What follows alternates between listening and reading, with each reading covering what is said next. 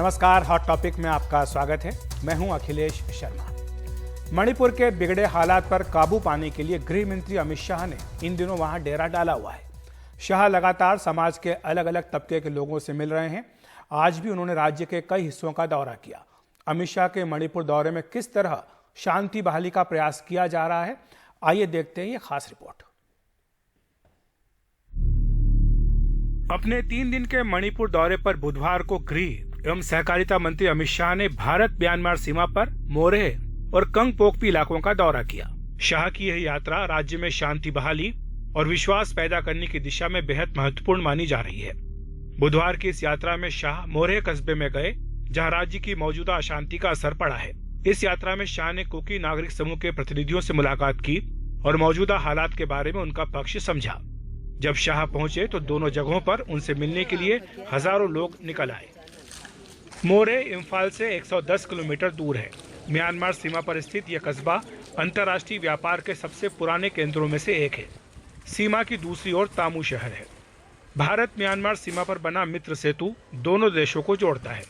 यहाँ भारत के विभिन्न राज्यों से आए कई समुदायों के लोग रहते हैं। साथ ही मणिपुर के मैतेई और कुकी समुदाय के लोग भी यहाँ हैं, जो दशकों से साथ रहते आए हैं। लेकिन 3 मई से शुरू हुई हिंसा के बाद से सभी समुदायों के हजारों लोगों ने मोरेह को छोड़ दिया था और आसपास के इलाकों में शरण ले ली थी। यह हिंसा से सबसे अधिक प्रभावित इलाकों में से एक है। अपनी यात्रा के दौरान शाह ने प्रभावित परिवारों से मुलाकात की और शांति वार्ताओं में भी हिस्सा लिया।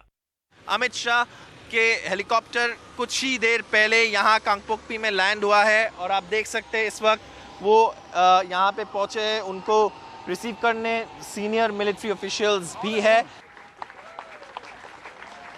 इसी तरह बुधवार को उनकी यात्रा का एक प्रमुख पड़ाव कंगपोकपी जिला भी रहा। इस जिले में कुकी समुदाय काफी संख्या में है, लेकिन यहाँ कई मैतेई गांव भी हैं। यह जिला उन इलाकों में है जहाँ मौजूदा संघर्ष का बहुत खराब असर पड़ा है। यहाँ कई धार्मिक इमारतों और दोनों समुदायों की इमारतों को निशाना बनाया गया।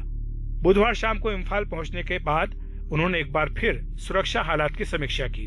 उनकी मुलाकात मुख्यमंत्री, वरिष्ठ अधिकारियों, सीएपीएफ और सेना के प्रमुख अधिकारियों के साथ हुई, जिसमें सुरक्षा हालात का जायजा लिया गया। ग्राउंड जीरो पर गृह मंत्रालय और सुरक्षा बलों के वरिष्ठ अधिकारियों के साथ गृह मंत्री शाह की यह मौजूदगी शांति प्रयासों के उनके इरादों के बारे में काफी कुछ बता रही है। अमित शाह सोमवार रात को इम्फाल पहुंचे थे।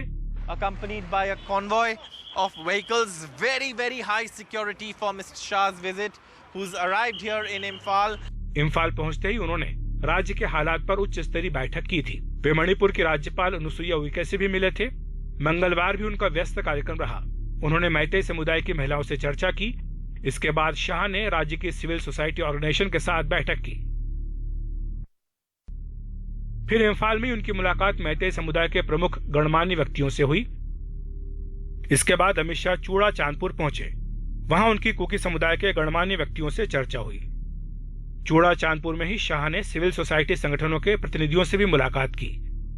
चूड़ा चांदपुर का दौरा समाप्त कर गृह मंत्री शाह दोपहर बाद इम्फाल वापस आ गए थे।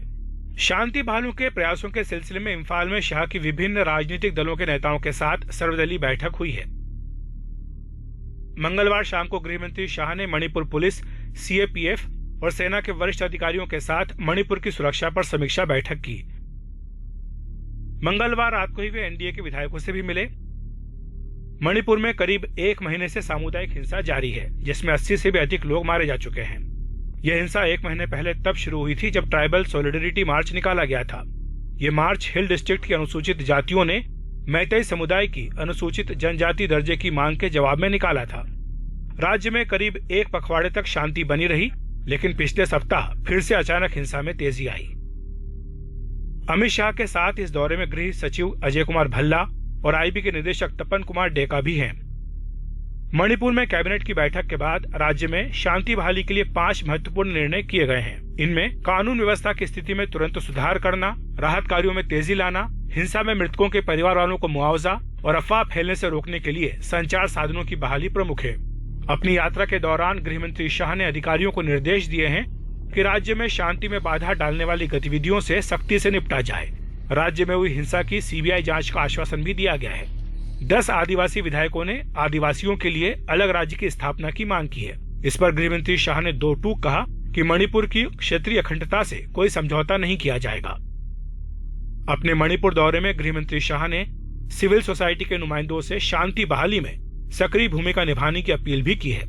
उन्होंने ये भी वादा किया है कि विवाद का राजनीतिक हल जल्दी ही ढूंढा जाएगा।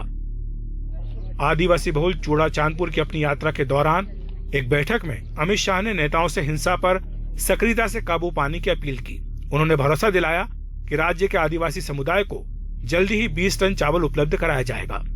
इस यात्रा के दौरान गृह मंत्री अमित शाह लगातार समाज के सभी तबकों के लोगों से मिले हैं। वे इस दौरान राज्य में शांति बहाली के लिए लगातार सुझाव भी इकट्ठे कर रहे हैं। ब्यूरो रिपोर्ट के साथ अखिलेश शर्मा, एनडीटीवी इंडिया। इस बीच राहत शिविरों में शरण लिए लोगों को उम्मीद है कि गृह मंत्री अमित शाह के दौरे से शांति बहाली होगी और वे अपने घरों में वापस जा सकेंगे। ऐसे हजारों लोग हैं जो अपने घरों को छोड़कर राहत शिविरों में हैं। कंगपोकपी में एक ऐसे ही शिविर में लोग उम्मीद भरी नजरों से शाह की यात्रा को देख रहे हैं। वे जहां भी जा रहे हैं लोग उनका स्वागत कर रहे हैं। लोगों को लगता है कि वे इस विवाद का राजनीतिक हल निकाल सकेंगे। And in my lifetime, I have not experienced a violence or conflict of this magnitude. And this violence, which we experience now, it is the worst thing that you can imagine. Center. And our Honorable Home Minister, he is visiting our town today, and I hope that he will bring and he will have the political willingness to bring a permanent and peaceful solution for both the community. With the Home Minister's visit, we are banking on him to bring about a solution for everyone here. So, yeah, the future is so bleak for us. और हमारे सहयोगी नीता शर्मा हमारे साथ जुड़ रही है इस खबर पर अधिक बातचीत करने के लिए। नीता, अभी तक जो दौरा रहा है गृह मंत्री अमित शाह का, जमीन से क्या रिपोर्ट मिल रही है, क्या इसका असर रहा है मणिपुर में? अभी बहुत जल्दी है ये कहना कि इसका असर क्या रहा है अखिलेश, लेकिन जब से वो वहां पर पहुंचे हैं तब से हिंसा वहां पर नहीं हुई है। क्योंकि हमने देखा था लगातार जो पिछली 3 मई को शुरू हुई थी वो कहीं ना कहीं छुटपुट जो घटनाएं हैं वो हो ही रही थी। लेकिन ये बताया जा रहा है कि जब से अमित शाह वहां पे गए हैं तो काफी जो लॉ एंड ऑर्डर की जो मशीनरी है वो काफी जो है वो काम सही से कर रही है। ऐसा जो है रिपोर्ट्स जो है वो होम मिनिस्ट्री पहुंच रही है। दरअसल जो केंद्र सरकार है वो 3 pronged अप्रोच लेकर चल रही है जहां तक मणिपुर सिचुएशन का सवाल है। पहला ये कि जब सस्पेंशन ऑफ ऑपरेशंस हुआ था, जब जो इंसर्जेंट्स हैं उन्होंने सरकार के साथ एक समझौता किया था, तब वो अपने कैंप्स में वापस चले गए थे, लेकिन उन्होंने अपने हथियार जो हैं वो नहीं छोड़े थे। तो जो अकाउंटिंग फॉर है कैंप्स के में जो इंसर्जेंट्स हैं उनकी और साथ में उनके जो हथियारों की जो अकाउंटिंग फॉर है वो आर्मी और असम राइफल के जो लोग हैं वो कर रहे हैं। एक तरफ ये कवायद चल रही है, दूसरी तरफ जो लोग शरणार्थी हैं, क्योंकि काफी लोग डिस्प्लेस हुए थे, जो लोग वापस अब जाना चाहते हैं, तो केंद्रीय गृह मंत्री ने सभी सुरक्षा बलों को ये सख्त हिदायत दी है कि जो लोग वापस जाना चाहते हैं कि आप इस तरह का माहौल खड़ा कीजिए कि वो लोग आराम से अपने घरों में वापस जा सकें। और तीसरी बड़ी बात यह है कि उन्होंने कहा है कि सीबीआई की अगर मांग उठ रही है तो वो इसके ऊपर भी सीबीआई को भी जांच देने के लिए तैयार हैं। तो काफी उम्मीदें हैं केंद्रीय गृह मंत्री की विजिट को लेकर। लेकिन जैसे कि कल वो चूड़ा चांदपुर गए थे तो वहां पर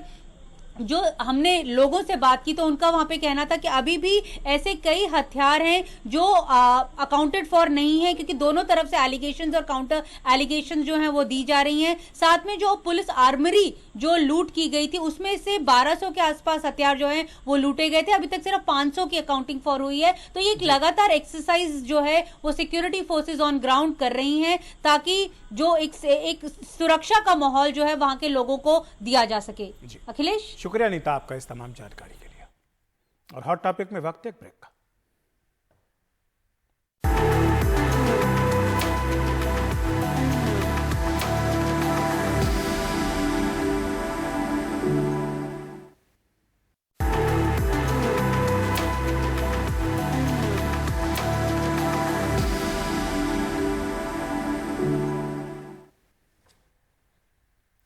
राजस्थान के अजमेर में आज प्रधानमंत्री नरेंद्र मोदी ने कांग्रेस पर तीखा हमला बोला।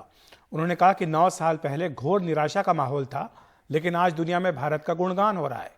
उन्होंने कहा कि कांग्रेस सरकार रिमोट से चल रही थी और भ्रष्टाचार का बोलबाला था, लेकिन 2014 में आपके वोट ने देश का माहौल बदल दिया। प्रधानमंत्री ने नए संसद भवन के उद्घाटन के बहिष्कार को लेकर भी कांग्रेस को घेरा। उन्होंने कहा कि उसने भारत के गर्व के इस पल को अपने राजनीतिक स्वार्थ की भेंट चढ़ा दिया। भारत को नया संसद भवन मिला है। आपने टीवी पर देखा, मैं आपसे पूछता हूं, ये नया संसद भवन आपको गर्व हुआ कि नहीं हुआ? आपका माथा ऊंचा हुआ कि नहीं हुआ? हमारे देश की शान बढ़ने का आपको आनंद हुआ कि नहीं हुआ? लेकिन कांग्रेस और इसके जैसे कुछ दलों ने इस पर भी राजनीति का कीचड़ उछाला। कई पीढ़ियों के जीवन में ऐसे अवसर एक बार ही आते हैं, लेकिन कांग्रेस ने भारत के गौरव के क्षण को भी अपने स्वार्थी विरोध की भेंट चढ़ा दिया। और मोदी सरकार के 9 साल पूरे होने पर हमारी डॉक्यूमेंट्री सीरीज में आज एक और पेशकश देखिए, आज रात 9:30 बजे।